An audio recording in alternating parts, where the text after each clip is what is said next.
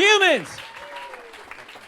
What's up, Earth mates? This planet, how about it? How's the weather? Hardly working, am I right? Come on, connect with me.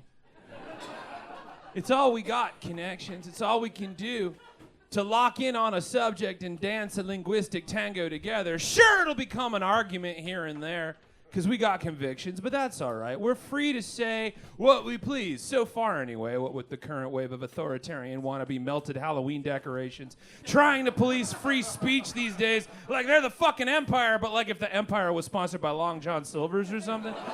Still can't shoot straight, as far as I can see, no matter what generation of stormtrooper, but we're not gonna talk about Star Wars.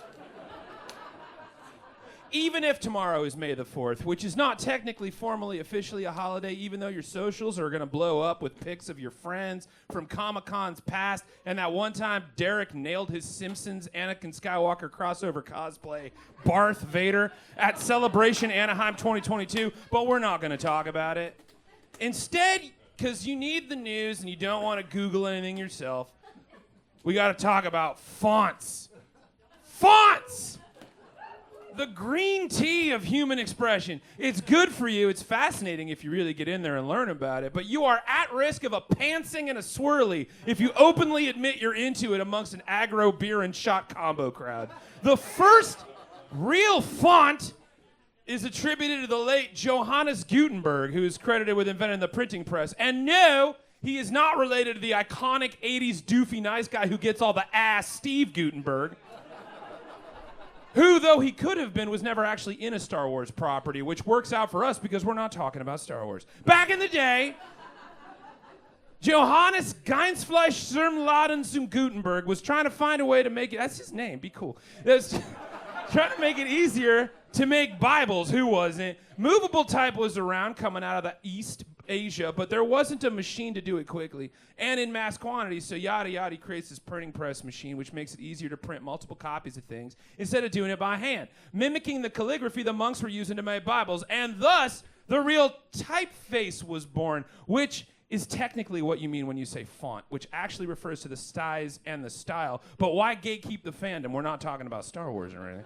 Was created and is still used today based on handwritten lettering that the monks were making Bibles with. That typeface is called Gutenberg. By the way, uppercase, lowercase drops around now because back then there were actual cases to hold the physical metallic lettering, one for the capitals and one for the little guys. You see, everything comes from somewhere. Like how Arabesh is all over the place nowadays, but it was actually invented by Stephen Crane in the West End Games back in 1993 for role-playing after being inspired by the glyphs in Return of the Jedi, and he got permission from Lucasfilm to develop the alphabet, but we're not gonna talk about it! Flash forward and hold on tight to July 12th, 2004. Just a few months before Battlefront comes out, not that we're talking about it, in an anti-copyright infringement campaign called You Wouldn't Steal a Car, drops in theaters and as unskippable ads before menu screens on DVDs. It's a co-production between the Federation Against Copyright Theft and the Motion Picture Association of America in cooperation with the Intellectual Property Office of Singapore as part of the broader Piracy, It's a Crime campaign. The You Wouldn't Steal a Car commercial was a jerky-patchy series of vignettes of people stealing things only to correlate it with pirating DVDs and movies with jittery letters reminding you that you wouldn't steal a car, so don't pirate movies, because piracy is a crime. Meant to remind you that crime is crime, without the use of a cartoon dog in a trench coat. Fucking humans can't go through life learning anything without an anthropomorphic creature reminding you not to be a dick.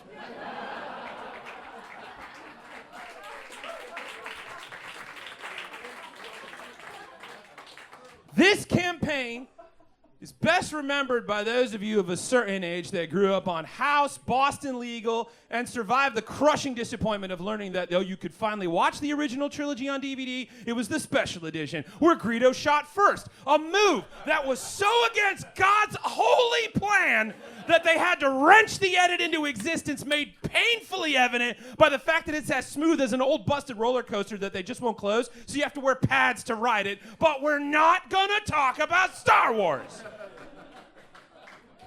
Yet it wasn't the dark music or the red and blue flashy lights subtly reminding you that crime is a crime that sticks with you through the generations. It was the typeface.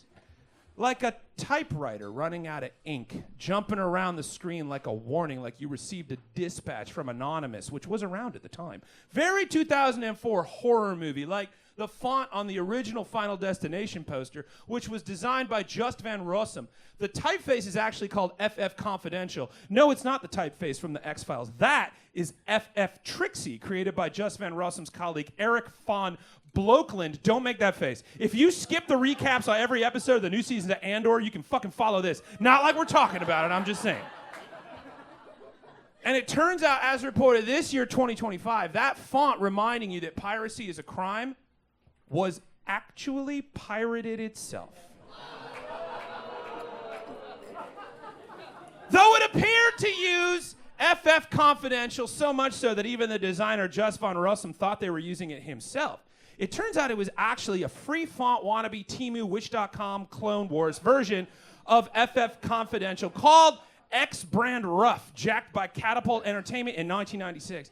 Python programmer Melissa Lewis of the Center for Investigative Reporting made the connection on Blue Sky, prompting another user named Rib to trench run into the embed code of a 2005 PDF file hosted by the official campaign website using FontForge, and there it was, X Brand Rough. Turns out, thank you for the gasp. Turns out, after 20 years, it's been a bold typeface lie this whole time, bringing shame to the Gutenberg name. Both Johannes and Steve, he didn't deserve this. A conspiracy uncovered by brave internet rebels, made even more rebellious by the fact that Python programming was developed by Just Van Rossum's brother Guido. The empire will crumble!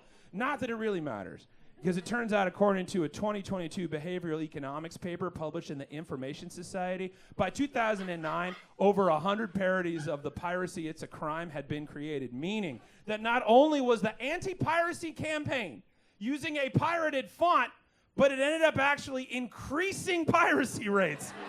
So why the fuck are we talking about it when we could be, should be, shall we finally fucking talk about Star Wars?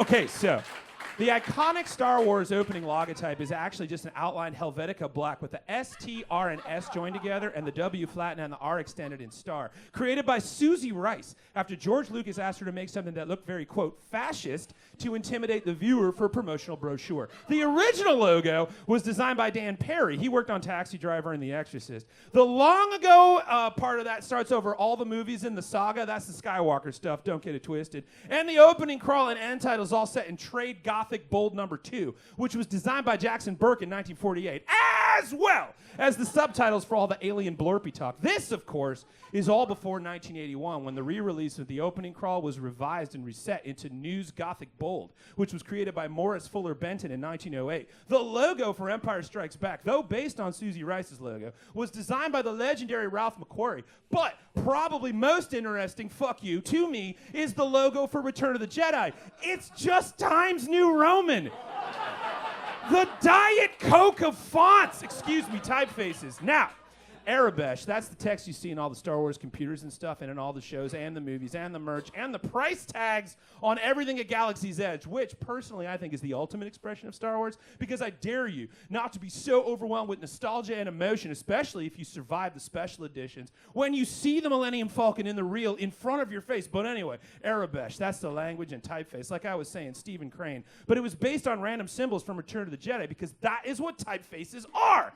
They're symbols you agree have meaning, humans. That's how you connect. That's all we got, humans. You and me and the Star Wars in between, communicating thoughts and truths and stories across this and all generations to come, leaping through time, one letter to the next, surrounding us and binding us. Fuck the fascists. Fuck the empire. We're going to win this war, not by fighting what we hate, but by saving what we love. Save the rebellion. Save the dream. May the fourth be with you, and also with you. I love you. Good night.